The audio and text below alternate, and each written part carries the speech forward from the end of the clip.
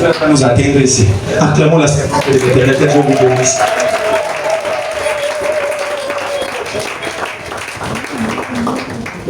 Si tu crois à la bénédiction de Dieu, tu la recevras. Amen. Amen. Amen. Nous allons continuer à faire nos études sur l'amour, et en parlant de l'amour envers nos ennemis. Alléluia. Le thème de ce matin, c'est l'amour envers nos ennemis.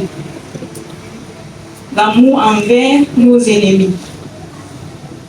Oui.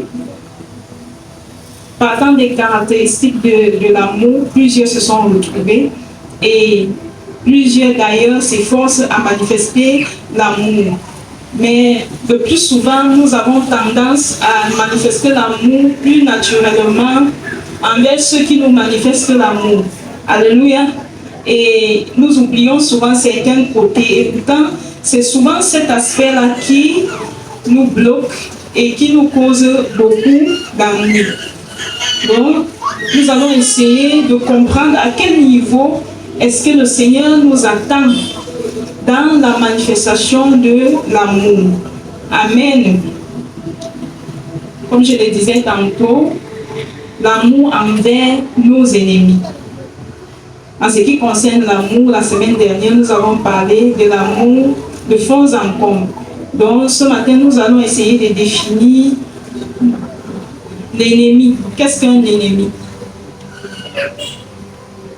Qu'est-ce qu'un ennemi? Donc, un ennemi, c'est une personne, un groupe ou une entité qui s'oppose à quelqu'un d'une manière hostile, c'est-à-dire d'une manière agressive, nuisible ou conflictuelle. Donc, je reprends. Un ennemi, c'est une personne, un groupe ou une entité qui s'oppose à quelqu'un d'une manière hostile, nuisible ou conflictuelle. Amen. Donc, partant de cette définition, nous pouvons constater, nous pouvons nous poser la question, qui est l'ennemi? Donc, l'ennemi peut être comme un adversaire. Un adversaire dans un conflit. Peut être un adversaire dans un conflit. Un conflit, par exemple, la guerre, les rivalités, les compétitions. Donc, lorsque nous sommes en guerre, celui qui combat contre nous, c'est notre ennemi. Alléluia. Lorsque nous sommes en compétition, notre adversaire, celui qui est en compétition avec nous, c'est notre ennemi. Il y a toujours deux camps. Amen. Il y a ton camp, il y a le camp de l'adversaire. Donc, un ennemi, c'est quelqu'un qui te veut du mal. C'est une personne qui te veut du mal. Il manifeste souvent ses intentions par la haine. Par la haine. Une amertume qui n'a pas de nom. Il manifeste par la jalousie. Il se manifeste par la vengeance. Se manifeste par plusieurs attitudes qui démontrent que lui n'est pas avec toi, mais il est tout contre toi. Alléluia. Donc, un ennemi, c'est aussi celui qui s'oppose à nos intérêts, nos valeurs, notre progrès, notre avancement. Donc, tu as eu à rencontrer dans ta vie des difficultés, tu te rends compte que c'est telle personne qui est à l'origine de ça. C'est un ennemi. Il est rangé dans la case des ennemis. Amen. Je me souviens un papa dans son enfance qui a été bloqué, fauché carrément par ses propres frères, juste parce que ses frères étaient jaloux de lui et ses frères sont allés comploter contre lui. Et le complot, c'était quoi? Ce papa était très intelligent et il avait beaucoup d'espérance pour ses études. Il se disait, ma famille est pauvre, alors si j'avance avec mes études, je serai quelqu'un. Amen. Et vous savez, à l'époque, lorsque tu avais seulement le niveau BPC, alors tu pouvais être situé. Amen. Lorsque tu avais même seulement le baccalauréat, tu pouvais être très bien positionné. Amen. Alors lorsque ses frères ont vu cela, comment leur père voulait vraiment le bien de cet enfant. Il s'avère que ce papa était le dernier né de tous ses enfants et par conséquent, il avait des grands frères. Il avait des grands frères. Donc, il était issu d'une famille polygamique. Il avait des grands frères. Et ce qui fait alors que ses frères sont allés rencontrer son père. Lorsqu'on parle des frères, il s'agit des personnes qui ont fréquenté. Il s'agit des personnes qui avaient un bon niveau. Donc, c'était des grands frères que lui-même, il pouvait encore les appeler papa. Amen. Donc, ces mêmes grands frères vont aller voir son père qui est déjà très vieux et qui trouvait que non, mon dernier, si je dois tout faire, ma dernière énergie, si je dois tout concentrer sur lui jusqu'à ce qu'il devienne quelqu'un, parce que son père se disait que non, si mon fils s'y fréquente, peut-être il aura de l'avenir. Alléluia. Alors, ses grands frères sont allés se saisir le papa pour lui faire comprendre que tu es déjà trop vieux et nous voyons comment tu ne fais que t'époumoner pour envoyer cet enfant à l'école. Est-ce que tu ne vois pas, est-ce que tu ne penses pas que tu peux arrêter? Là, il est déjà en 4e. Alors, tu peux déjà arrêter comme ça avec ses études. À quoi ça sert que tu continues à pousser, à t'époumoner pour l'envoyer à l'école? Pourtant, il savait très bien qu'à l'époque, tout comme à cette époque, les études sont très importantes, mais ils ont joué sur la psychologie de leur papa qui n'avait pas fréquenté. Amen. Et alors, leur papa s'est dit, peut-être mes enfants ont pitié de moi, peut-être qu'ils ont raison. Et c'est ainsi que il s'est retrouvé en train d'arrêter de faire ce qu'il faisait à son enfant. Et c'est comme ça que les études de son enfant étaient aussi arrêtées. Amen. Parce qu'il a été obligé de se lancer dans la vie et devenir un débrouillard. Alléluia. Oui, donc un ennemi, c'est celui-là qui t'empêche de progresser, qui t'empêche d'avancer. C'est celui-là qui ne te veut pas du bien. Il est prêt à tout. Nous avons aussi le cas des frères de Joseph. Alléluia. Donc, un ennemi, c'est un ennemi. Donc, un ennemi peut aussi être un obstacle interne. Ça veut dire que cet ennemi-là est au-dedans de toi. Cet ennemi-là peut être là. Ça peut être la peur, cette pensée-là qui te vient toujours pour te dire tu ne peux pas, tu n'arriveras jamais, tu ne seras jamais un rien. Regarde, même si tout le monde arrive, toi tu n'arriveras jamais. Regarde comment tu es. Regarde, d'autres ont des capacités, toi tu n'as pas ces capacités. Regarde ce que tu dis là. Regarde ce que tu ne pourras jamais. Donc il est interne.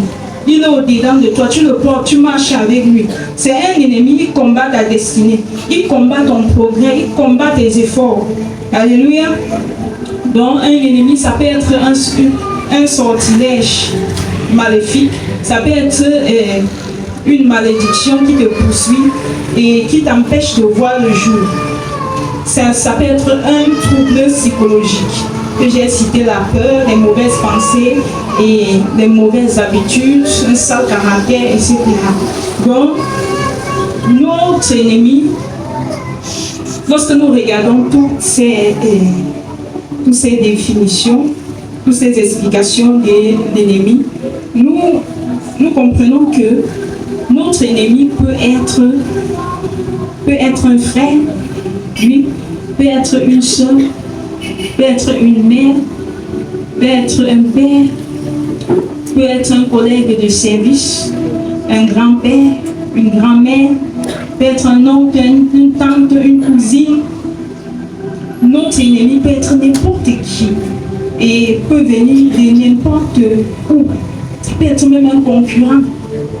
Donc, nous comprenons qu'ici, tout le monde a un ennemi. Amen. Tout le monde a un ennemi, même s'il n'est pas physique, il est interne. Il est interne. Alors c'est la raison pour laquelle ce matin, le Seigneur voudrait nous enseigner. Le Seigneur voudrait que nous puissions gérer davantage nos ennemis à la lumière des Saintes Écritures, à la lumière de sa parole, afin de pouvoir le ressembler. Amen. Parce que si nous ne comprenons pas d'où est-ce que le Seigneur veut en venir, nous risquerons faire des prisonniers, même étant dans le Seigneur. Nous risquons d'être dans les coups de querelle, les insultes, les injures, les vengeances. Bref, nous risquerons ne pas être différents de ceux qui n'ont point reçu l'Esprit. Or, le Seigneur veut que nous puissions comprendre et que nous puissions marcher, nous puissions gérer cette situation selon lui. Amen. Alléluia. Est-ce que tu peux acclamer le Seigneur?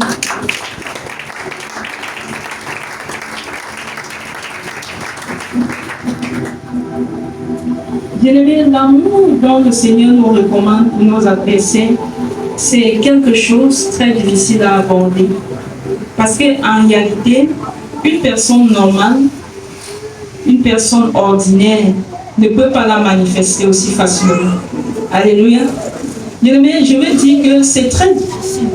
C'est très difficile de faire du bien aux personnes qui nous maltraitent, aux personnes qui nous insultent, aux personnes qui, toi-même tu sais que si tu avais gagné ce projet-là, tu serais un milliardaire. Mais il y a une personne qui est venue s'installer, il a bloqué ça expressément. Vraiment, c'est même comme impossible de manifester de l'amour et de l'attention à une telle personne. Alléluia. C'est pourquoi c'est un enseignement très sensible. Très très sensible, mais je prie que le Saint-Esprit nous aide à comprendre sa volonté, à comprendre ce qu'il veut. C'est facile de dire faire, mais c'est difficile de faire. Alléluia. C'est facile de dire va faire, mais c'est difficile de le faire. Alléluia. Parce que parfois même on se dit qu'on y est parvenu, mais lorsque les choses se retracent, on se rend compte qu'on est incapable. Alléluia. On se rend compte qu'on est encore très loin. On se rend compte qu'on ne supporte pas. On se rend compte qu'on n'est pas guéri. Et qu'il y a encore beaucoup de réserves au plus profond de nous. Mais pourtant, le Seigneur voudrait que nous puissions y parvenir. Parce qu'il savait que c'est en y parvenant que nous pourrons davantage annoncer la bonne nouvelle de l'Évangile. Amen. Oui, c'est en y parvenant que nous pourrons davantage annoncer la bonne nouvelle de l'Évangile. Nous allons ouvrir nos Bibles dans Luc 6. Luc 6, versets 27 à 36.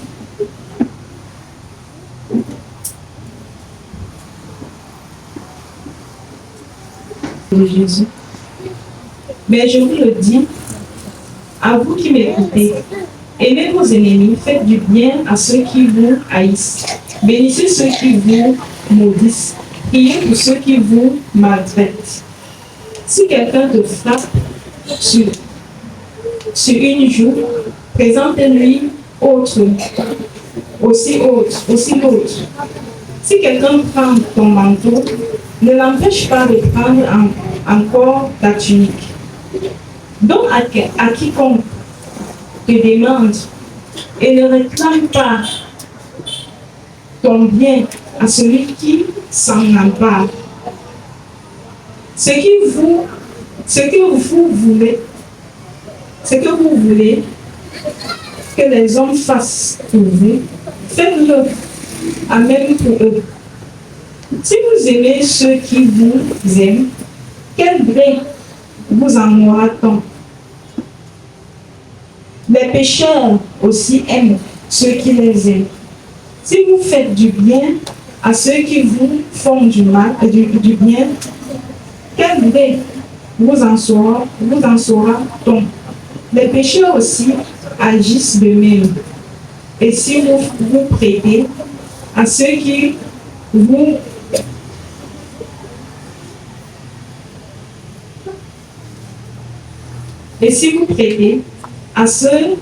de qui vous espérez recevoir, quel bien vous en saura-t-on? Les pécheurs aussi prêtent aux pécheurs, afin de recevoir l'appareil. Mais aimez vos ennemis, faites du bien et prêtez sans rien espérer. Et votre récompense sera grande, et vous serez fils du Très-Haut, car il est bon pour les ingrats et pour les méchants.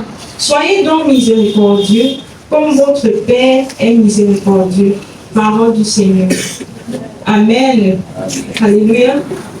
Oui, nous allons travailler sur ce texte que le Seigneur nous donne ce matin pour nous convaincre de changer nos idées, de changer nos pensées, de changer notre façon de faire, de changer notre façon de marcher.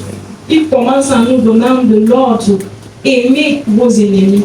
Il nous demande, il ne nous supplie pas, mais il nous donne l'ordre. Alléluia. Amen. Le Seigneur nous donne l'ordre.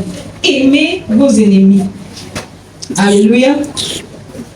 Donc, nous devons apprendre à aimer nos ennemis, à aimer ceux qui nous font du mal, à aimer ceux qui nous persécutent, à aimer ceux qui ont de la haine, de la jalousie, ceux qui manifestent même des méchancetés, des rancunes contre nous. Alléluia. Parce que dans la vie, tu peux avoir à soutenir quelqu'un, à poser un geste d'amour dans la vie d'une personne, en le soutenant pour un projet, pour quelque chose. Mais les années passées ou encore le temps avance, lorsque tu es dans le besoin, la personne s'y te rejette. Alléluia. La personne s'y ne se souvient plus de toi. Tu peux avoir soutenu une personne qui est en détresse, qui est dans une certaine faiblesse, et tu réussis à lui remonter le moral. Mais lorsque toi-même ton moral est bas, cette dernière si t'insulte, cette dernière si là te méprise en retour. Elle n'a aucune force de faire la même chose que tu avais fait pour elle. Amen. Et alors le Seigneur nous demande dans ce cas-là de ne pas opter pour la même chose. Alléluia. De ne pas faire, de ne pas retourner la pièce. Alléluia. Mais de pouvoir surpasser, de pouvoir surmonter tout le mépris, les insultes, l'abandon, pour pouvoir continuer à faire le bien à cette dernière. Alléluia. Est-ce que quelqu'un comprend? Oui, c'est ce que le Seigneur veut nous recommander par rapport à ce texte. Si Jésus, c'est Jésus qui est en train de parler. Si Jésus parlait ainsi, c'est parce qu'il voyait que au milieu des enfants d'Israël, il y avait beaucoup de luttes, il y avait beaucoup de bagarres, il y avait beaucoup de conflits. Alléluia. Bien qu'il connaissait la loi, mais c'était tellement des conflits, conflits sur conflits, conflits sur conflits. S'il fallait résoudre cela, humainement parlant, c'était presque impossible. Parce que chacun avait sa façon de justifier. Non, je lui ai donné, je lui ai prêté mon véhicule, mais en retour, lorsque je suis coincé, il est incapable de me donner telle chose, de me donner son bateau, de me donner comme ça. Donc, c'était un peu compliqué. Alléluia. C'était un peu compliqué. Alors, Jésus, ayant vu cela, il a dit d'aimer tout simplement. D'aimer ceux qui leur font du mal. D'aimer ceux qui les insultent. D'aimer ceux qui les méprisent. C'est ce que Dieu nous recommande aussi. Parce que si nous, en tant qu'enfants de Dieu, nous n'avons pas le cœur à aimer ceux qui nous méprisent, je veux dire ceux qui nous persécutent, ceux qui nous méprisent, alors nous ne pourrons pas servir le Seigneur. Parce que ne nous attendons pas, c'est impossible, ne nous attendons pas que tout le bien que nous ferons, on nous remboursera par le bien. Alléluia. Alors c'est la raison pour laquelle Dieu veut que dans ton esprit, que tu puisses déjà mettre dans ton cœur que ce n'est pas parce que je suis en train de faire un bien à telle ou à telle personne que forcément il me remboursera par le bien. Alors Dieu veut que pendant que tu fais ce qui est bien, tu poses une bonne action, que tu ne t'attends à rien. Alors en retour, on peut te rembourser par le bien, comme on peut te rembourser par le mal. Amen.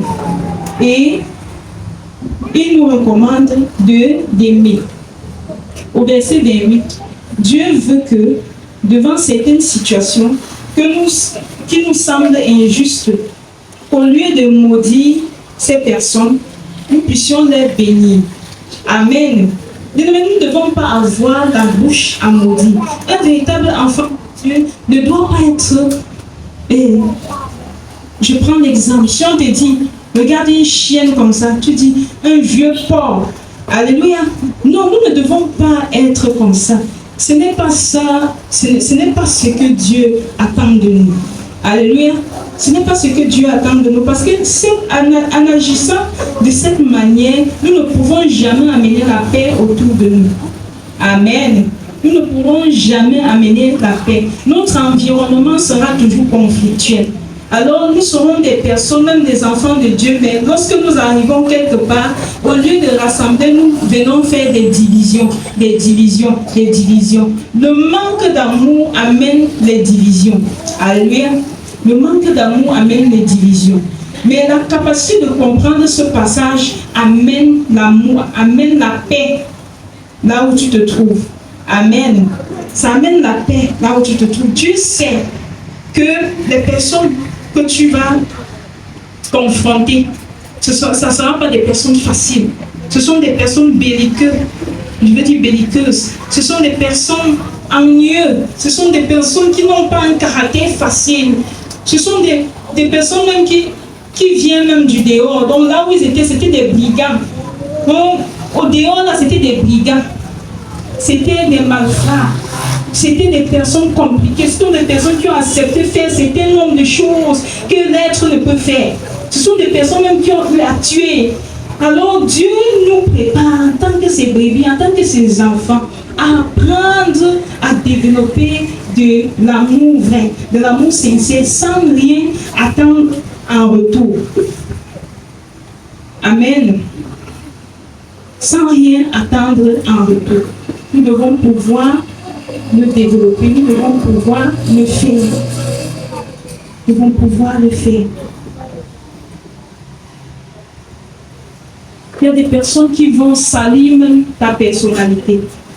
C'est-à-dire que dès lors que tu commences à te considérer un peu, à voir que non, tu as un peu de la valeur, dès que tu rencontres cette personne-là, la personne te fera comprendre que donc lorsqu'on compte même les hommes, on te compte aussi. Alléluia. Tu vas rencontrer une autre personne qui va dire donc, lorsqu'on parle des femmes, on parle aussi de toi. Toi, tu es une femme. Alléluia. Dès cet instant, tu te sens comme chosifié. Tu te sens comme écrasé. Donc, c'est comme si on a vidé ta personnalité. Et si tu t'abstiens à ça, ce que tu vas rétorquer sera très mal. Ce que tu vas lui dire sera très mal. C'est la raison pour laquelle le Seigneur ne veut pas que tu agis de même, tu agis pareil comme lui. Parce que la logique humaine voudrait que lorsqu'on te dit ça, que toi aussi tu réponds, n'est-ce pas c'est toi qui es un homme, n'est-ce pas c'est toi qui es une vraie femme. Alléluia. Là, souvent la logique humaine qui voudrait que tu répondes de la sorte. Mais la logique biblique ne voudrait pas cela. Amen. Le Seigneur ne voudrait pas cela. Le Seigneur voudrait que tu répondes autrement. Que tu répondes autrement, que tu arrives devant une telle situation à dire, ma soeur, que Dieu te bénisse. Alléluia. Mon frère, que Dieu te bénisse. Il y en a qui pensent que lorsqu'il répond comme ça, il est en train de perdre. Amen. Non, tu n'es pas en train de perdre. Le problème, c'est que la personne est scandalisée parce qu'elle sait que lorsqu'elle agence ce genre de paroles, c'est une provocation. Alors, lorsque tu la regardes, tu dis que Dieu te bénisse. La personne est démoralisée. Alléluia. La personne est dépassée. Et en elle-même, la personne comprend que non, ce garçon, cette fille, elle est véritablement née de nouveau. Alléluia. Mais pourtant, si tu avais rétorqué, il devait voir que non, tu es pareil à moi. Alors, tout ce que tu fais, tu tiens la Bible, tu fais ceci, tu montes, tu dis je pars à l'église, ça c'est faux. Parce qu'en réalité, tu ne supportes rien. Amen. Donc nous devons comprendre cela pour savoir comment agir sans utiliser les armes de notre adversaire.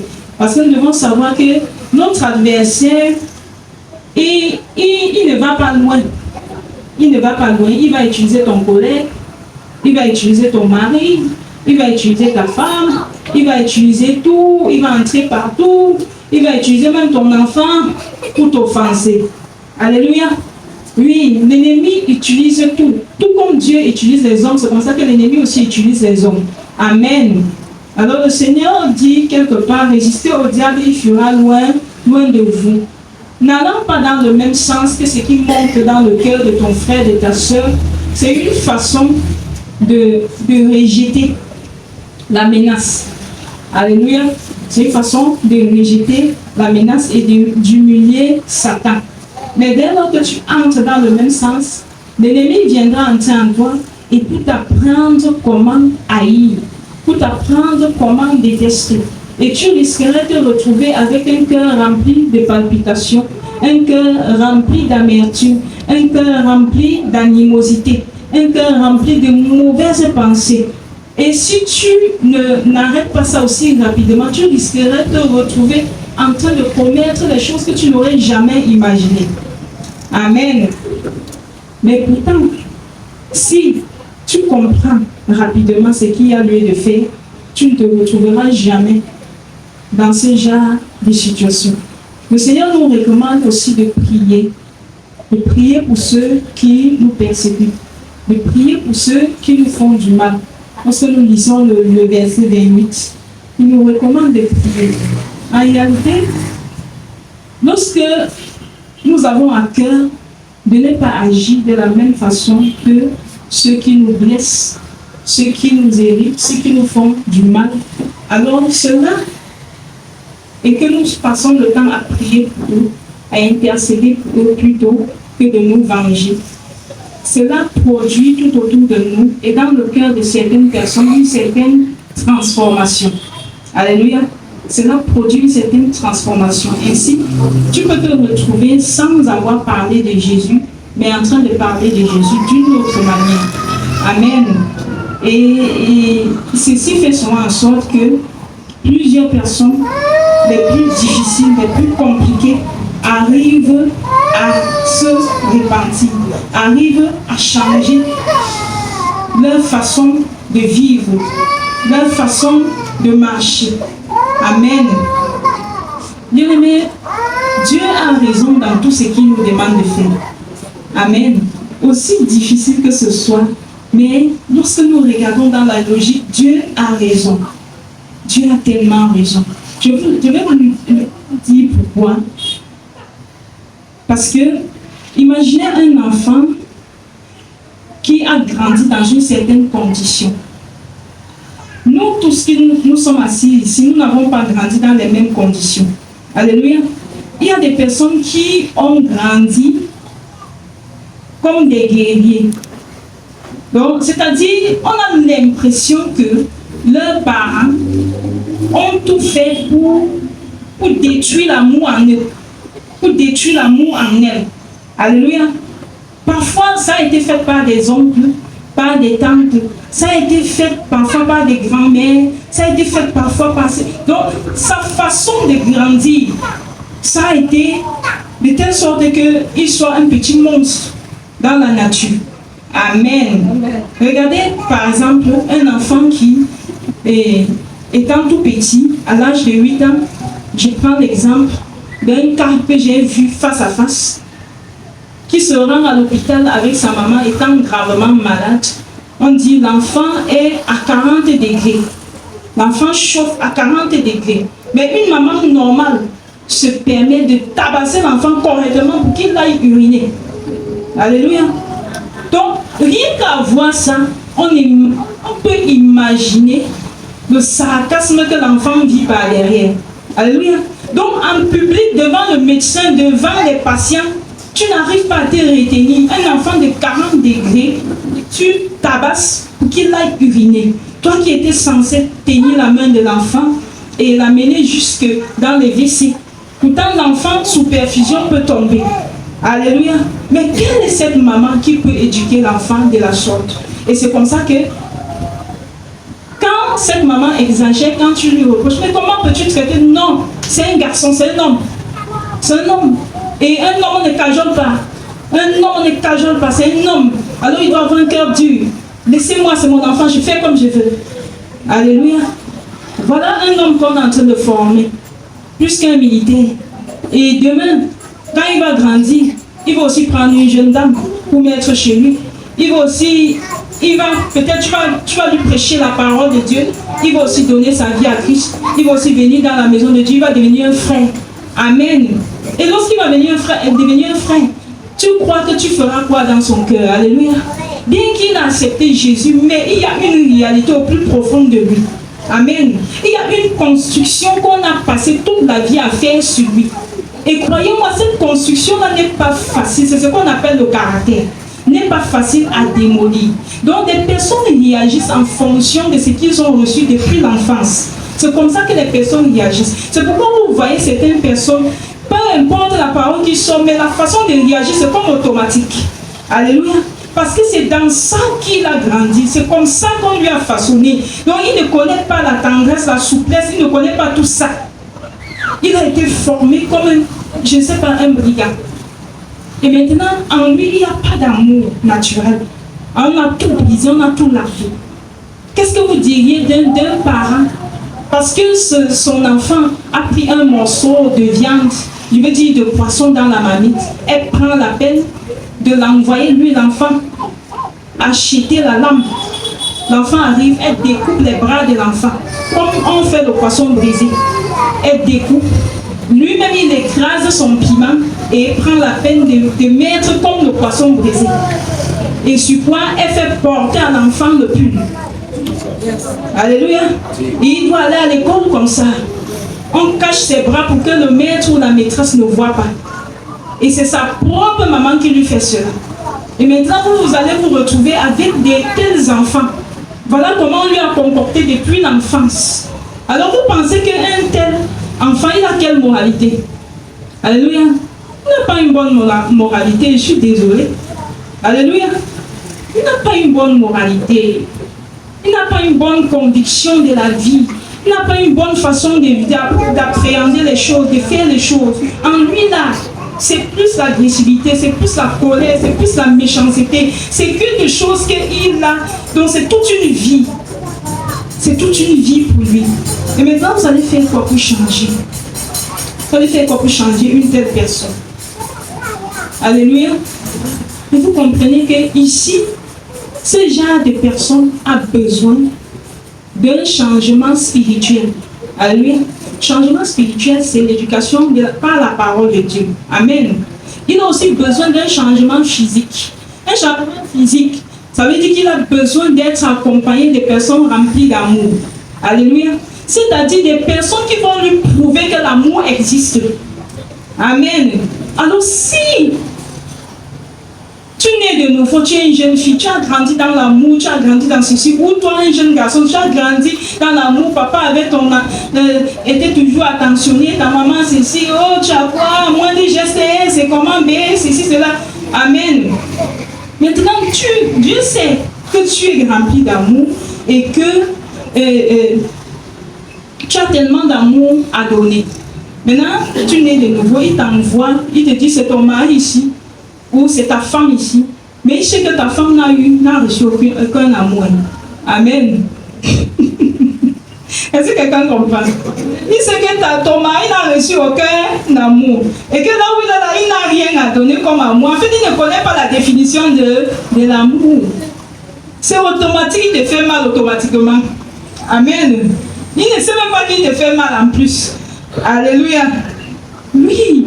Donc, c'est automatique. Et maintenant, quand tu es marié à un tel homme, à une telle femme, en fait, c'est un travail que Dieu t'invite à résoudre. Est-ce que quelqu'un comprend? C'est un travail fort et difficile. C'est une mission que Dieu te donne. Que par ton amour que tu as reçu, va démontrer cela devant mon fils, devant ma fille, que moi je suis un Dieu d'amour. Alléluia. Alors, lorsque tu te retrouves dans le foyer et que tu comprends la parole de Dieu, tu dois être en mesure de le démontrer. Et si tu es alors celle-là qui aime seulement celui qui fait le bien, qui aime seulement celui qui le soutient, qui aime seulement celui qui lui parle bien, alors tu vas échouer ta mission. Amen. Mais si tu es quelqu'un qui peut devenir comme Jésus, Alors, par l'amour de Jésus en toi, tu réussiras à démontrer à cet homme et à cette sœur que l'amour existe. Amen. Et que ce que ses parents ou sa tante ou ceci a essayé de lui démontrer depuis son enfance était faux. Amen. C'est une mission pas facile. J'ai bien dit au départ, c'est facile de dire faites, mais c'est difficile de vivre. Alléluia. C'est très difficile de vivre. C'est très difficile de vivre. Mais ce n'est pas impossible. Alléluia. Je connais particulièrement un homme qui a été transformé à cause de l'amour des frères. Est-ce que quelqu'un comprend? À cause de l'amour des frères, il a été touché, il a été marqué, il a été transformé. C'était un monsieur radin. C'était un monsieur chiche. Amen. Oui, il y a des personnes comme ça, très chiches. Il y a des personnes très chiches. Mais lui, il était toujours chiche. Il était très chiche. Au point où Dieu révélait à certaines personnes comment il est chiche. Alléluia. Comment il est radin. Mais lui, il ne savait pas comment changer. Non, lui, naturellement, depuis l'enfance jusqu'à son âge, il était radin. Sa chose, c'était difficile de sortir et tomber dans les mains de quelqu'un. Amen. C'était compliqué. Alors, le Seigneur va le permettre de voyager et il va s'en aller dans un pays. Et quand il va arriver là-bas, il va côtoyer d'autres frères, d'autres bien-aimés dans la foi. Mais à sa grande surprise, il se rend compte que n'importe qui là-bas est prêt à tout lui donner. Alléluia. Donc, c'est comme si on dit ses pensées, on lui donne ce qu'il veut. Alléluia. Donc, lui, il est dépassé. Mais quelles sont ces personnes qui sont prêtes à lui donner sans calculer, sans on veut, ou frère. Hey! Alléluia. C'est comme ça. Tellement l'accueil était chaleureuse, la façon de lui donner sans rien attendre en retour. On ne veut même pas savoir, on lui montre tellement d'amour en donnant. Finalement, quand le frère est retourné, quelque chose s'était passé dans son esprit. Alléluia. Quelque chose s'était passé. Il s'est rendu compte que lui n'est pas comme ça. Lui, il est raté. Lui, garde tout pour lui. Il n'est pas prêt à aider. Pourtant, quand il était là-bas, il s'est rendu compte que les choses qu'on lui donnait, c'était les choses dont il avait besoin. Amen. Mais que beaucoup de personnes avaient besoin de certaines choses tout autour de lui, mais il était aveugle. Il n'arrivait pas à donner. Il gardait jusqu'à, comme on dit souvent, certaines personnes qui gardent la nourriture jusqu'à sa pourrie. Alléluia. Pourtant, il y a des personnes à qui il pouvait donner, mais il ne donne pas. Pourquoi il est raté? Ce frère avait décidé de changer et de commencer à partager ce qu'il a. Elles sont pas acclamées le Seigneur.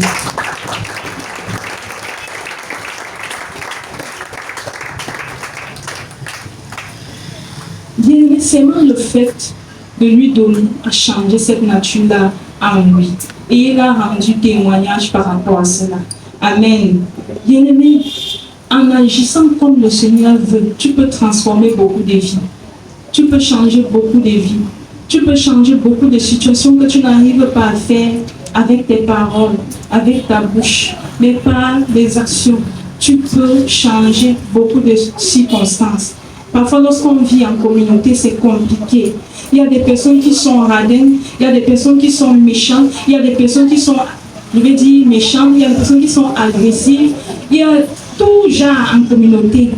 Mais cependant, si toi, tu es le meilleur de toute la communauté, est-ce que tu ne penses-tu pas que par l'amour que Dieu a mis en toi, il peut changer ton environnement? Alléluia. Par l'amour que Dieu a mis en toi, ça peut produire les fruits. Et les fruits que ça doit produire, c'est la capacité de changer les autres. La capacité de transformer les autres. Parce que ce que tu ne sais pas, c'est que les actions que tu vas poser, ça sera comme si ce n'est pas vu. Alléluia. Mais de l'autre côté, un jour tu surprendras 2, 3 qui sont en train de dire, ah, le frère, si la soeur, si elle est différente, vraiment, je ne sais pas comment elle fait. Je ne sais pas comment il fait pour être comme ça. On peut être comme ça. Alléluia. Donc, en réalité, tu es en train de transformer les gens sans parler. Alléluia. Tu es en train d'épater les gens sans parler. Et c'est ce que Dieu veut. Le Seigneur voudrait que nous puissions épater les gens sans parler, dans le bon sens. Nous puissions transformer les personnes, même les personnes avec le cœur le plus dur, peuvent changer. Ils peuvent changer. Parce que plusieurs ont été victimes de choses bizarres. Il y a des rencontres que Dieu nous permet de faire. Tu rencontres une femme, elle a été victime de trahison. Elle a été victime de beaucoup de choses. Donc, dans le monde là-bas, les choses qu'elle a vécues avec d'autres hommes l'ont façonné le cœur de telle sorte que elle voit bien qu'elle s'engage, bien que ceci, mais il y a celle des Ève. Il y a cette réalité au plus profond d'elle qui lui dit les hommes c'est pareil.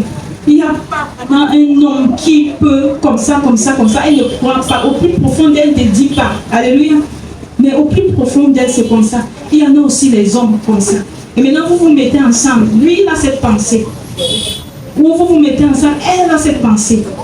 Maintenant, la seule chose de lui percevoir, de lui faire voir le contraire, c'est de mettre ce passage-ci en pratique. Alléluia. C'est de mettre ce passage-ci en pratique. Alors, ces convictions-là tomberont.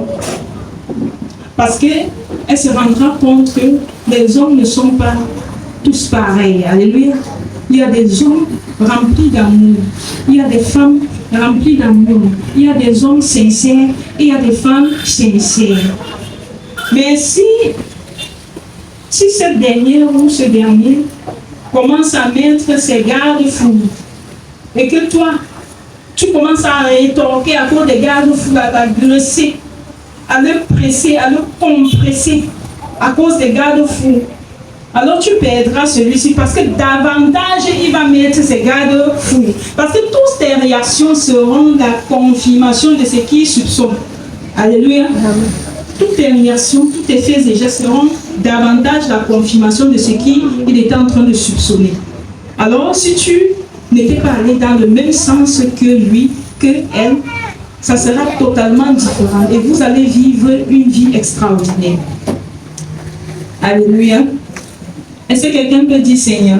Seigneur. Dis Seigneur. Seigneur. Enseigne-moi ton amour. Donne-moi la force, la capacité d'aimer. D'aimer ceux qui me font du mal. D'aimer ceux qui me persécutent. Amen. Est-ce que tu peux acclamer pour toi-même?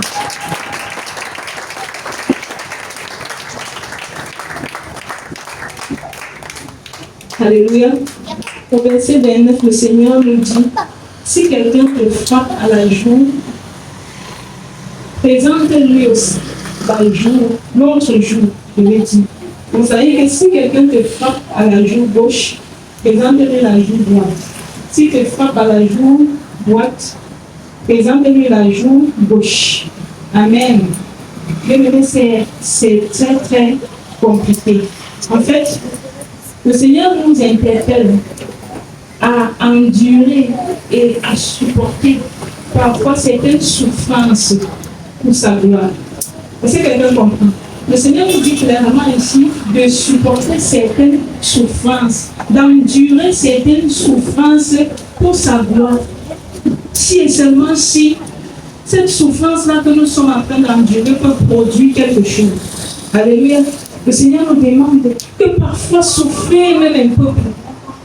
Pourquoi vous voulez me servir? Pourquoi vous voulez me suivre sans souffrir un peu? Pourquoi est-ce que vous ne supportez même pas un peu de douleur?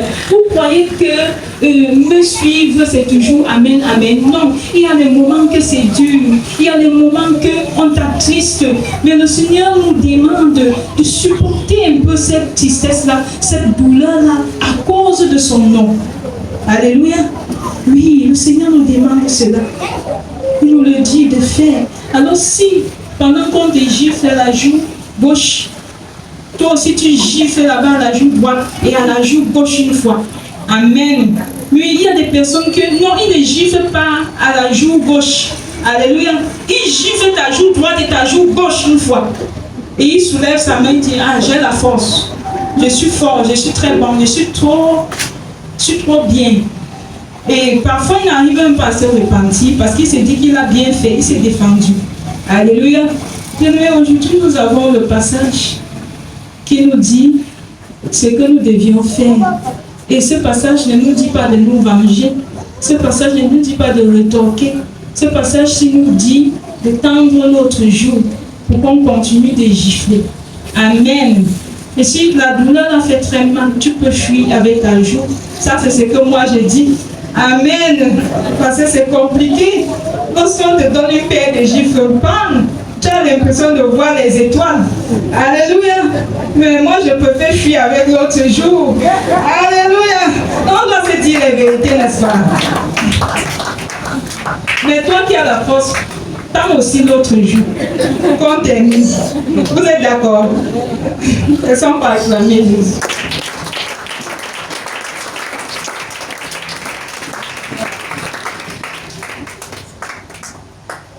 Alléluia. Bien-aimé, le Seigneur nous dit, si quelqu'un prend ton manteau, donne-lui-en ta tunique. Donne-lui aussi ta tunique. De nos jours, il y a beaucoup de guerres à cause des choses qu'on a dans les familles, dans les foyers. Personne ne veut laisser tomber. Alléluia. C'est le grand jeu. Non, je ne laisse pas. Non, lui aussi dit, je ne laisse pas. Dans les familles, le frère dit je ne laisse pas, la sœur dit je ne laisse pas. Personne ne veut laisser tomber. Et le plus souvent, parfois on remarque cela même dans la nature, même en route, en chemin, quand tu marches. Plusieurs fois, moi j'ai fait don de mon argent aux benskinners parce que j'ai compris que ce sont des personnes, certains benskinners sont des personnes problématiques. Alléluia. Oui, quelqu'un te porte. Tu dis 200 dans 500, il dit monte. Quand tu arrives à destination, quand tu descends, tu sors 500, il te dit c'est 300. Il te regarde avec les yeux bien rouges. C'est 300. Amen. Il te dit 300. Tu es coincé. Et quand tu y hausse le ton, je te dis 300. Amen. Il dit mais dans ce cas, tu feras quoi? Mais il y en a qui ne laissent pas haut. Alléluia. Tout le carrefour va sortir te voir pour 100 francs. Amen. Oui, tout le carrefour va sortir parce qu'il faut que tu montres que toi-même, on t'avait lavé avec les eaux du chimpanzé dans ton village. Oui, c'est là-bas qu'on t'avait lavé. Et le marabout qui t'avait lavé est encore vivant. Donc, il peut renouveler cela. Donc, tu ne pars pas avec mes enfants. Alléluia. Et comme ça, tu vois les gens sortent comme ça là, plein pouvoir. On demande qu'est-ce qui ne va pas? Sans fin. Amen. Oui, si on avait compris cette parole, ce que Dieu te recommande dans ce cas-là, c'est que quand il te regarde avec les yeux bien rouges, tu lui dis, donne mes 200. Et il dit encore, cette parole me dit, tu peux encore faire mieux. Lui laisse ça avec les 500. Alléluia. Le Seigneur te dit, tu peux faire mieux, lui donner les 500 là. Et si tu ne sais pas, mais les 500 là vont travailler sa conscience. Bien plus clair que ce que tu pouvais faire dans ta défense. Alléluia. Mais c'est ce qui nous dépasse souvent de faire. C'est ce qui nous dépasse souvent de faire. Tu vas voir dans un couple, dans un foyer, l'homme se réveille un matin, la table ici, on va la mettre ici. La femme dit non, moi je suis la femme de la maison, la table ici, on la met à gauche. Alléluia. Et l'homme dit non, à gauche, à droite. La femme dit à gauche. L'homme dit moi je suis l'homme de la maison. La femme dit non, moi je suis la mère de la maison et ministre intérieur de la maison. Et toi tu n'es même pas souvent là. C'est moi qui reste dans ce canapé. C'est moi qui reste dans. C'est moi, c'est moi, c'est moi, c'est moi. Alléluia. Alors par conséquent, monsieur, tu ne peux pas m'imposer la table de ce côté. Amen. Et c'est comme ça, tiraillement. Et parfois tu vas trouver, le matin c'est chaud, les gens se cravatent comme ça jusqu'à transpirer. On va mettre là-bas, on ne met pas là-bas. On va mettre là-bas, on ne met pas là-bas. Et comme ça, Satan fait souvent, il amplifie ces choses-là. Il fait, ça devient noir. Ça devient comme impossible de supporter. Il met dans le cœur de l'homme que si seulement tu acceptes ça, tu as perdu ta femme. N'accepte pas. Alléluia. Et il met dans le cœur de la femme que, regarde, si seulement tu acceptes ça, c'est que tu n'es plus la femme de la maison. Quel mensonge. Alléluia. Et c'est comme ça que les gens transpirent. Les gens transpirent. Les gens transpirent. Pourtant, Dieu nous demande dans ce cas-là de faire quoi? Laisser tomber. Amen. Mais qui donc viendra laisser tomber? Ça va, comme tu es juste, mettons à gauche. Alléluia. Il n'y a pas de problème. Mettons la table à gauche. Bien que je sais que c'est à droite que c'est bien. Pour moi. Amen. Mais laissons à gauche, si ça peut te faire plaisir. Si à cause de cette table, c'est à gauche, il peut avoir la paix dans la maison. Alléluia. Bien-aimés, soyons capables de sacrifier nos envies, nos désirs pour maintenir la paix dans notre vie, pour maintenir la paix tout autour de nous. Alléluia. Bien-aimés, lorsque nous étudions ce passage, nous comprenons que l'élément qui amène la paix, que ce soit dans un lieu de service, dans une maison, dans une église, ce n'est pas les autres, mais c'est nous-mêmes. Amen. C'est nous-mêmes. Nous-mêmes, nous pouvons décider de détruire, comme nous pouvons décider d'arranger. Tout dépend de ce que nous prenons. Tout dépend de ce que nous décidons de faire. Qu'est-ce que nous allons choisir? La violence, l'oppression. Nous allons choisir quoi? Ce que tu vis dans ton environnement dépend de ce que tu choisis. Mais je prie ce matin que le Seigneur nous donne la force de faire le meilleur choix. Que le Seigneur nous donne la force de faire le meilleur choix. Parce que dès lors que nous faisons le meilleur choix, c'est comme ça que la brutalité, les problèmes, les ennuis, toutes ces choses-là commencent aussi à s'envoler petit à petit. Amen. Est-ce que tu peux encore acclamer Jésus?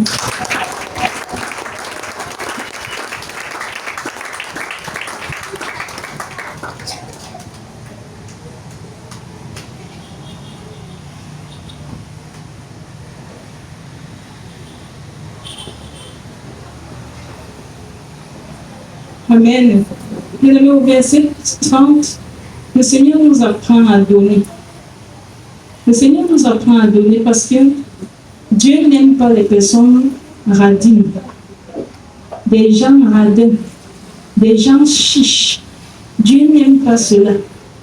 Donc si tu étais une personne radine, radin, c'est le temps aussi de corriger cela. Parce qu'en étant ainsi, nous perdons beaucoup. Parfois, certaines choses qu'on vient nous demander, c'est Dieu qui touche la personne de venir te demander. Alléluia. Et parfois, ces choses-là, Dieu sait que ça ne te sert à rien.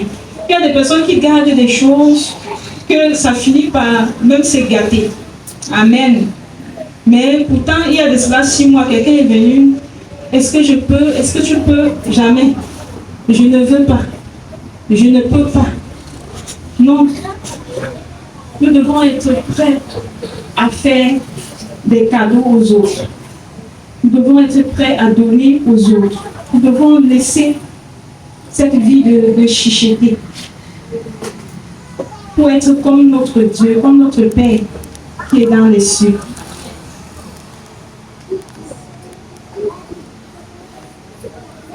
Le Seigneur aussi dans ce passage ne veut pas que nous allons réclamer certaines choses. Oui, lorsqu'il parle ainsi, il y a des choses qui t'appartenaient, mais qu'on a pris par force. Amen. On a pris cette chose-là par force. On t'a étouffé, on t'a écrasé, on a pris cela. Alors, le Seigneur ne voudrait pas que toi-même, tu partes te déployer pour récupérer cela. Mais Dieu voudrait que tu remettes ça à lui. Alléluia. Tu remettes ça à lui. Lui, il sait comment il te récompensera. Parce que parfois, certaines choses comme ça qu'on nous a pris de force, il y en a qui sont morts. Il y en a qui ont perdu leur vie. Parce qu'elles voulaient aussi utiliser la force pour récupérer cela. Et en voulant faire cela, se retrouver dans la tombe. Et c'est fini. Pourquoi? Parce que c'est la guerre. C'est la guerre. Alors, le plus fort a emporté. Donc, le Seigneur nous demande de laisser. C'est très difficile. Imagine qu'on t'a pris un terrain et que depuis quand tu batailles sur ça, on vient verser les remèdes devant ta porte. On blesse ton enfant en chemin. On te fait des choses bizarres. C'est compliqué. Le terrain, c'est pour toi. Mais le Seigneur voudrait que dans ce cas-là, que tu montes. Amen. Que tu pries. Alors il fera justice. Parce que celui-là qui vivra, qui restera là-bas, n'aurait pas de paix. Amen. Mais seulement nous ne comprenons pas et d'aucuns en ont perdu leur vie. Il y a des personnes qui ont travaillé, tellement saigné, on ne les a pas payé ce qui était dû. Alléluia, on ne les a pas donné. Et parfois, en voulant tellement persister pour réclamer cela, tu deviens un ennemi pour cette personne-là. Alléluia. Alors, cette dernière préfère même te tuer. Commence à faire des coups. Mais cependant, si tu cries à l'Éternel et tu réclames justice, il le fera. Alléluia.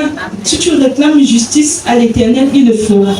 Maintenant, pour faire un juste équilibre, c'est que tu peux aller réclamer justice en écoutant l'Esprit. Amen. Alléluia. Parce que dans certains cas, tu pries, le Seigneur te dit, va en justice. Alléluia. Alors quand Dieu te dit, va en justice, il défendra ta cause. Amen. C'est que Dieu a décidé d'utiliser les moyens de la justice pour te faire justice. Amen. Oui, donc nous devons prier, mais nous devons être à l'écoute du Saint-Esprit. Parce qu'il y a des cas que Dieu te dit, laisse tomber. Parce qu'il sait comment il va gérer cela. Il sait comment il va traiter cela. Mais il y a d'autres cas qui te disent, poursuis ton papier en justice. Et lorsque tu poursuis, peu importe ce qu'on fait, tu es triomphant. Parce que la main de l'Éternel est sur toi. Est-ce qu'on peut acclamer le Seigneur?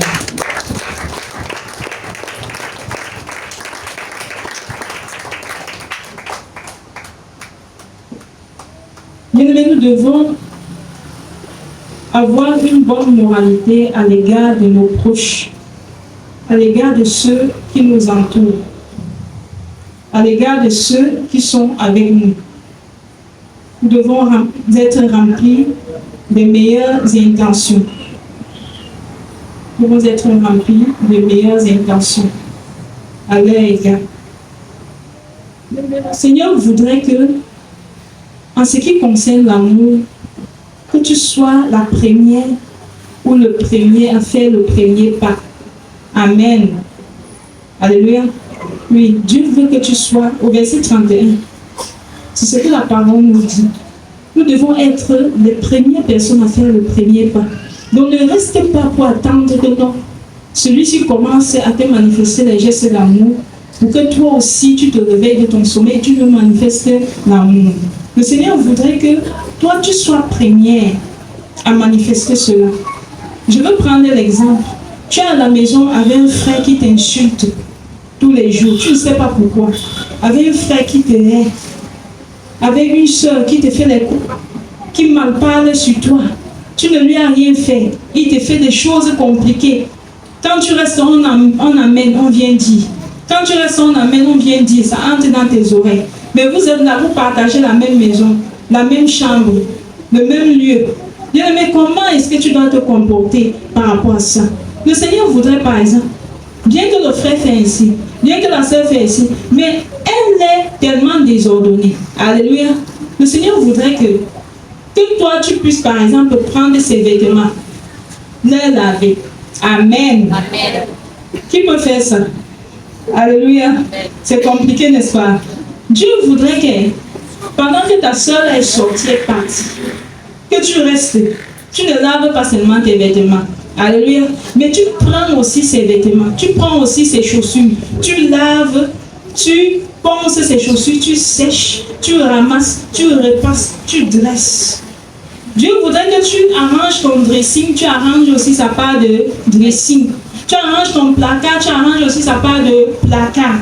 Dieu voudrait que tu arranges. Donc, c'est ce que Dieu veut. Et pendant que tu agis de la sorte, tu ne peux pas savoir à quel point tu es en train de fouetter ton frère. Tu ne peux pas savoir à quel point tu es en train de fouetter ta soeur. Bien-aimé, si c'est, à moins que c'est Satan incarné. Alléluia.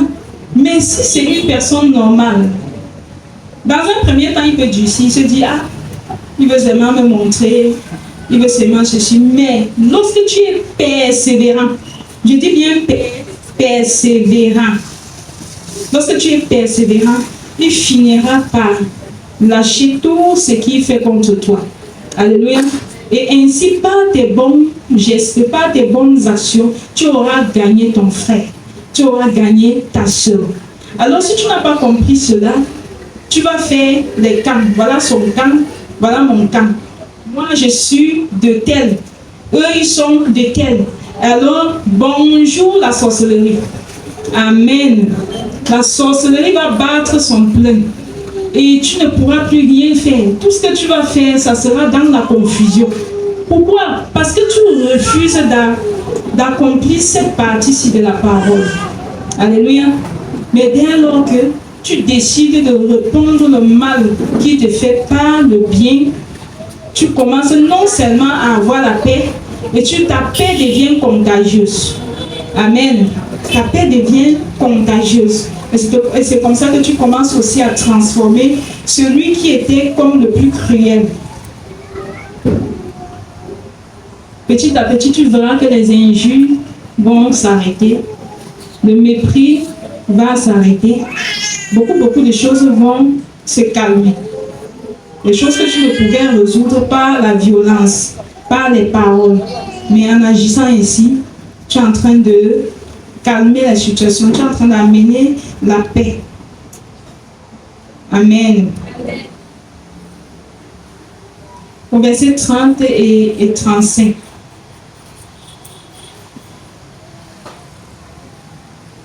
Le Seigneur nous recommande un amour au-dessus de l'amour que les païens exercent, de l'amour que les païens manifestent. Dieu nous demande d'aimer au-delà de l'amour des païens. Parce que nous devons savoir que les païens, ils aident ceux qui les aident. Ils aiment, je vais dire les non-croyants, ils aident ceux qui les aident. Ils aiment naturellement tous ceux qui les aident. Ils prêtent rien qu'à ceux qui leur prêtent aussi. Vous allez voir, quand vous observez souvent les réunions, ça arrive tellement, parfois il y a tellement de méchanceté dans les réunions. Amen. Même dans la réunion, tu vois quelqu'un faire des coups bas. La personne va rappeler que non, quand c'était mon nom, ça s'était passé comme ça. Non, jamais, je refuse l'autre ici. Alléluia. Et beaucoup de réunions comme ça qu'on fait, c'est vrai, ça nous aide, mais parfois il y a tellement de méchanceté dedans. Alléluia. Non, il faudrait que tu te venges. Non, tel a refusé de faire comme ça à mon nom. Aussi à son nom, c'est comme ça. Non, en bas, c'est comme ça. Non, jamais, je n'accepte pas. Amen. Oui, le Seigneur ne veut pas. Le Seigneur dit, si vous faites seulement du bien à ceux qui vous font du bien, quelle est la reconnaissance que vous avez? Quelle est la différence entre vous et les païens? Quelle est la différence entre vous et les non-croyants? Entre vous qui avez reçu l'Esprit de Dieu et ceux-là qui n'ont pas reçu l'Esprit de Dieu. Le Seigneur nous demande d'aller au-delà. Le Seigneur nous dit ici par là que celui qui a reçu le Saint-Esprit et celui qui marche avec lui doit être à mesure d'aller au-delà de l'amour normal. Amen. Et l'amour normal consiste à aimer ceux qui nous maudissent. Alléluia. Aimer ceux qui nous font du mal. Aimer ceux qui nous mènent la guerre. Aimer ceux qui nous détestent. Aimer ceux qui nous persécutent. Nous allons voir le cas de Jésus à la croix. Il était persécuté. Il venait d'être cloué par des clous. Et son sang qui jaillissait. Mais où est-ce que Jésus trouve la force pour dire, Père, pardonne-leur, car ils ne savent pas ce qu'il faut. Alléluia. Le Seigneur voudrait que nous nous mettons à sa place devant les infidèles, devant les non-croyants, devant les méchants, devant les personnes jalouses. Le Seigneur voudrait que nous puissions réaliser que ces personnes ne savent même pas ce qu'elles sont en train de faire. Et qu'en réalité, si elles savaient, si elles agissaient, c'est parce qu'elles sont dans l'aveuglement. Alors si ils agissent ici, s'ils connaissaient, je vais dire, ils ne pourront pas agir de la sorte. Parce que ceux qui ont cloué Jésus, s'ils connaissaient, s'ils avaient su la vérité, ne l'auront pas cloué. Amen. Nous avons aussi le cas d'Étienne. Lorsqu'on lapidait Étienne avec des pierres, regardez ce qu'Étienne a dit. Étienne était un chrétien comme toi, comme moi, qui était à l'assemblée, qui était vaillant, qui aimait le Seigneur, qui était rempli du Saint-Esprit. La Bible dit que son visage était semblable à celui d'un ange. Ses paroles étaient profondes. Donc c'était un fervent croyant. Et alors, Étienne, lorsqu'il parle de Jésus, on vient de lyncher. Ne crois pas que lorsque tu vas parler de Jésus, tout le monde va t'aimer. Ne crois pas que quand tu vas commencer à prier des heures et des heures, les gens, tout le monde va t'aimer. Alléluia. C'est-à-dire donc que tu vas prendre la décision de prier, que les gens vont te persécuter. Quand tu vas prendre la décision de poser les bonnes actions, c'est tous les gens, toutes les persécutions du monde vont se soulever contre toi. Amen. Et le Seigneur dit, comment est-ce que nous devons nous comporter en tant que cette personne? En tant que cette personne qui annonce l'évangile, qui aime le Seigneur, qui appartient au Seigneur. Le Seigneur nous dit d'être comme Étienne, même étant en train d'être lynché par les pierres, par les cailloux. Étienne, il trouve la force pour dire, Seigneur, pardonne-leur. Alléluia, pardonne-leur. Et Étienne n'a pas condamné ces personnes.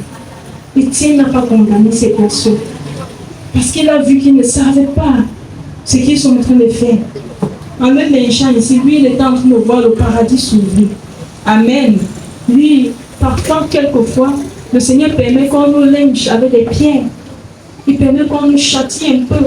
Alors, pour que nous puissions un peu goûter la douleur qu'il a eue à la croix, il nous permet un peu de toucher ça, à ça. Parce que nous nous disons chaque jour, Seigneur, je t'aime encore. Il dit, ah, tu m'aimes, oui, je t'aime, Seigneur. Alors il dit, ok, je vais un peu permettre, tu goûtes un peu à ce que moi j'ai porté. Alléluia. Parce que quand tu sors là, on te touche sur ça. On te touche bien. Tu te demandes, est-ce qu'il y a même encore Dieu ici là? Alléluia. Est-ce qu'il y a même encore Dieu? Est-ce que Dieu existe même? Amen.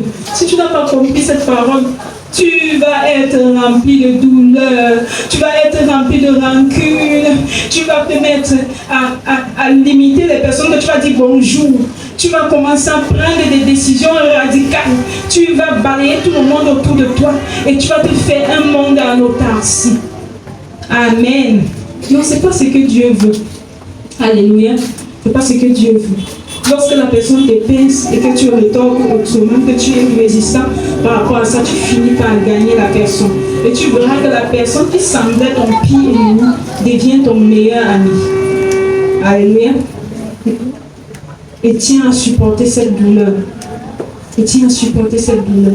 Et parfois, le fait de supporter certaines douleurs, de supporter certaines choses pour le Seigneur, ça nous permet de vivre, d'obtenir même des grands biens, d'obtenir même des faveurs. Nous devons être premiers à manifester l'amour. N'attends pas que c'est ton épouse qui manifeste l'amour. N'attends pas que ce soit ton mari. Le Seigneur dit aussi quelque part que ce que tu veux, amen, ce que tu veux qu'on ne te fasse pas, ne fais pas cela à quelqu'un. Alléluia. Donc, tout ceci pour nous montrer que nous n'avons pas raison de s'aimer les discordes autour de nous, de s'aimer les mésententes autour de nous. Si toi tu aimes la paix, tu amèneras la paix. Amen. Tu trouveras un moyen d'amener la paix. Je me souviens à l'époque, il y a une femme qui avait donné son témoignage et ce témoignage était porté sur sa vie. Pourquoi sa vie? Elle était mariée comme troisième épouse d'un monsieur très riche. Et alors, ayant écouté la parole de Dieu, elle a décidé d'abandonner ce foyer et revenir normalement au Seigneur. Et pour entrer dans ce foyer en tant que troisième épouse, elle avait tellement combattu la première, tellement persécuté, elle n'est pas entrée là-bas doucement. Amen. Il y avait un de mes professeurs à l'époque de terminale qui disait, quand il t'interrogeait, il disait, lève-toi et réponds comme une deuxième femme. Alléluia, comme une troisième femme. C'était pour dire que les deuxièmes femmes, là, les troisièmes femmes, là, elles ne vont pas doucement. Amen. Qu'elle veut entrer là, elle lance avec les pieds, elle lance à dos, elle lance en disant, me voici, qui a parlé. Alléluia. Donc, et cette femme-là, elle avait tellement persécuté, elle a sémé vraiment la terreur dans ce foyer-là. Et elle savait, elle était consciente. Quand elle est née de nouveau, le Seigneur l'interpelle de se repentir. Elle s'en va saisir la première femme. Elle a levé la première femme avec toute l'humilité. Elle s'est jetée devant elle et lui dit: pardonne-moi, car je sais le mal que je t'ai fait. J'étais détruit et à cause de moi, tu as beaucoup souffert. Je n'avais pas le droit de te faire cela. Vraiment, je te demande pardon. Elle a manifesté l'amour. Amen. Et en retour, la première était scandalisée, était dépassée. Quelqu'un peut faire ça parce qu'elle disait, elle est troisième, il y a une deuxième, mais je ne sais le jour où la deuxième viendra me dire de telles choses. Mais elle qui est troisième, elle est venue devant moi pour se jeter, pour me dire pardon. Quelqu'un peut vraiment faire une telle chose. À cause de cela, elle a demandé à cette femme-là où est-ce qu'elle persévère. Amen. Où est-ce que tu persévères? Et c'est comme ça que finalement, elle a commencé à suivre cette troisième femme. Elles ne sont pas acclamées Jésus.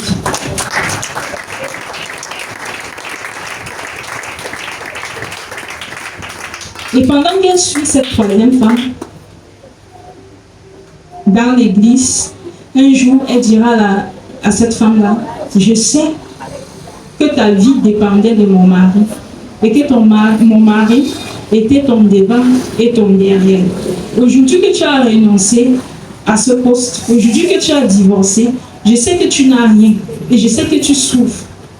Bon, je ne te laisserai pas comme ça parce qu'aujourd'hui, tu es devenue ma soeur.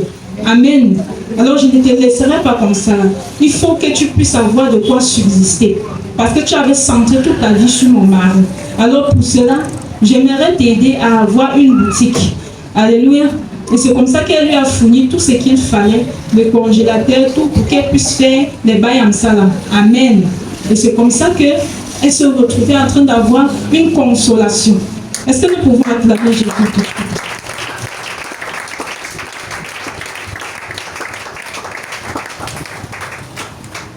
Donc nous ne connaissons pas ce qui peut se passer en manifestant l'amour. Satan a très peur de tels messages-ci.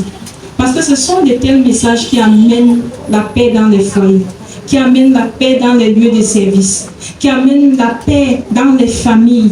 Ce sont de tels messages qui viennent pour réparer. Alléluia. Ce sont de tels messages qui viennent pour réparer. Donc j'aimerais t'inviter vraiment à t'examiner. Est-ce que tu te comportes comme Jésus? Est-ce que tu te mis au travers des œuvres de Jésus? Est-ce que tu te mis au travers de ces écritures? Lorsque tu te mis, qu'est-ce que tu vois? Est-ce que tu arrives à aimer tes ennemis?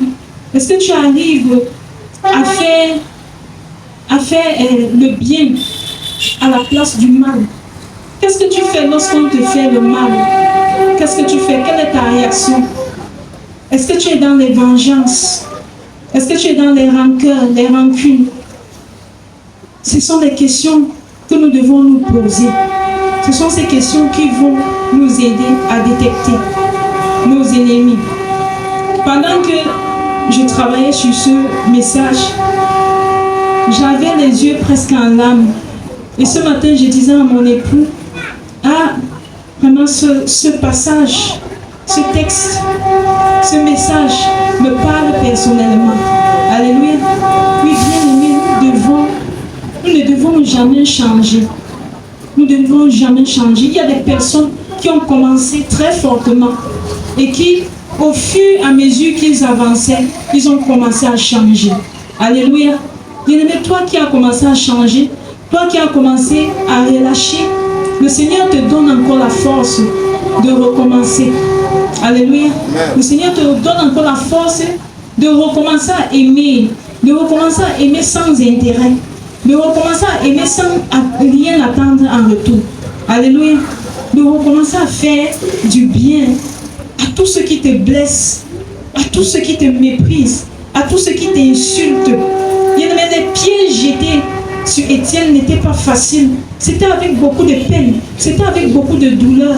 Oui, les pierres qu'on jette sur toi, les paroles qu'on jette sur toi, ça te pince, ça te tranche le cœur. Mais le Seigneur nous demande de ne pas rétorquer de la même façon que ceux qui agissent de la sorte.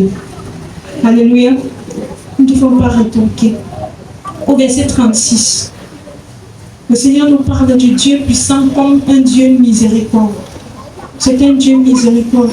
Et quelque part, la Bible dit que le Seigneur fait pleuvoir sur les méchants comme sur les bons. Alléluia. Le Seigneur fait tomber la pluie chez les méchants comme chez les bons. Ceci traduit sa miséricorde. Parce qu'il est Dieu de l'univers. Ça ne coûte rien à Dieu de n'arroser que les maisons des chrétiens. Alléluia. De n'arroser que les champs des chrétiens ou de favoriser le bétail des chrétiens, de ceux qui l'ont choisi. Mais regardez, quand le méchant finit d'être insulté, il part, il met sa semence au sol, Dieu arrose et ça pousse. Alléluia. Quand il finit de te faire mal, quand il finit d'égorger, il part, il fait son projet, ça aboutit même plus que ta part. Alléluia. Oui, mais pourtant, il est dans le mal, pourtant, il est assis dans le mal. Le Seigneur lui fait cette faveur. Et le Seigneur nous demande d'être aussi, parce que Dieu sait que les biens de ce monde-ci, c'est rien. Alléluia. Parfois, il nous maintient dans une certaine condition parce qu'il voit que ce qu'on lui demande là, il peut le manifester, mais ça ne sera pas bien pour nous. Alléluia. C'est la raison pour laquelle nous avons l'intention, nous avons l'impression, je veux dire, que Dieu favorise les méchants par rapport aux chrétiens, par rapport à ceux qui l'appartiennent. En réalité, ce n'est pas ça. C'est parce que le méchant, c'est celui qui est déjà dans l'égarement. C'est celui qui se perd. C'est celui qui se perd. Mais toi, il t'a déjà gagné. Alléluia. Alors, Dieu ne veut pas te perdre. C'est pourquoi certaines choses, il s'abstient de te donner. Nous n'avons qu'à voir l'histoire de Jérémie. Jérémie dit pourquoi les méchants prospèrent.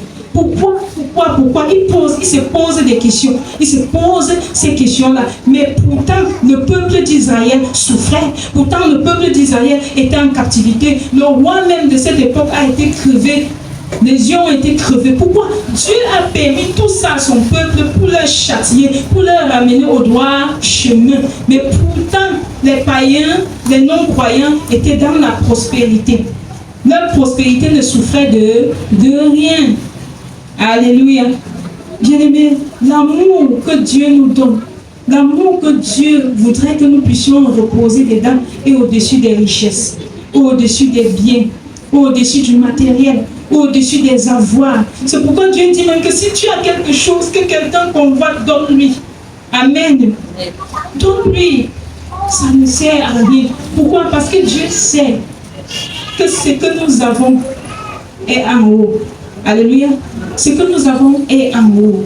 Et alors tout ce que nous avons sur la terre, un jour tôt ou tard, ça périra. Alléluia. Ça périra. Quand Dieu parle de tout ça, c'est pour nous choquer. Pour nous dire que vous attachez sur quoi? Vous attachez sur ceci, vous avez donné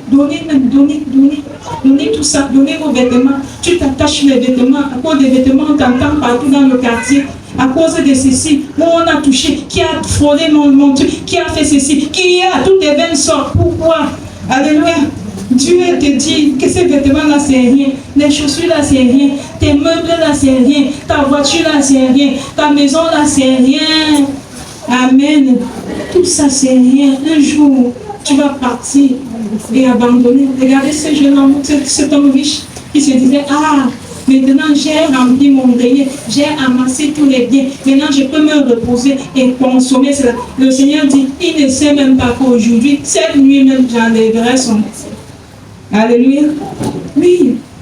Alors quand Dieu t'étale la Bible ici, pourquoi tu vas t'attacher aux choses que tu ne sais pas si tu vas te lever demain? Alléluia. Tu verras que tu ne peux pas tuer ton frère à cause d'une voiture. Tu ne peux pas tuer ton frère à cause d'une maison, à cause d'un terrain. Tu ne peux pas tuer quiconque ne mérite pas mourir à cause d'un bien quelconque. Alléluia. Que le Seigneur nous aide. Que le Seigneur nous aide. Bien-aimé, aimer n'est pas s'engager. Aimer ses ennemis n'est pas s'engager dans le mal et dans l'injustice comme eux. Alléluia. Le fait que nous aimons, ça c'est pour être un juste inquiné. Le fait que nous aimons nos ennemis, ce n'est pas que nous nous engageons à commencer à faire le mal. Amen. À commencer à faire ce qui est injuste en disant que non, en faisant ceci, nous sommes en train de leur montrer l'amour. Alléluia. Mais aimer nos ennemis, c'est notre capacité de battre le mal par le bien. Amen. Notre capacité de battre le mal par le bien. Je vais t'inviter à prendre ces passages ici. Matthieu 5, versets 43 à 48. Matthieu 5, versets 43 à 48. Ce passage nous parle de Dieu le Père. Romains 12, versets 17 à 21. Ce passage nous parle du bien et du mal. Proverbe 25, versets 21 à 22. Proverbe 25, versets 21 à 22. Ce passage nous parle davantage sur nos ennemis. 1 Pierre 3, verset 9. 1 Pierre 3, verset 9. Ce passage nous parle de la bénédiction. Bien-aimé, l'engagement à aimer ses ennemis est la meilleure façon pour nous de refuser la haine, de refuser la jalousie, de refuser les compétitions, de refuser les vengeances. Il n'y a pas une autre façon de refuser ces choses que l'amour que nous manifestons. Parce que si nous ne nous engageons pas à aimer, nous allons forcément nous retrouver dans les rancunes, dans la haine, dans les jalousies, dans les vengeances. Et nous devons aussi savoir que lorsque nous nous engageons à aimer, cela produit tout autour de nous, comme je disais au départ, une certaine paix envers les uns et les autres. Et ceci nous permet de transformer des personnes, même les personnes les plus cruelles, ne résistent pas en l'amour. C'est la raison pour laquelle on dit l'amour triomphe sur tout. Que le Seigneur bénisse sa parole.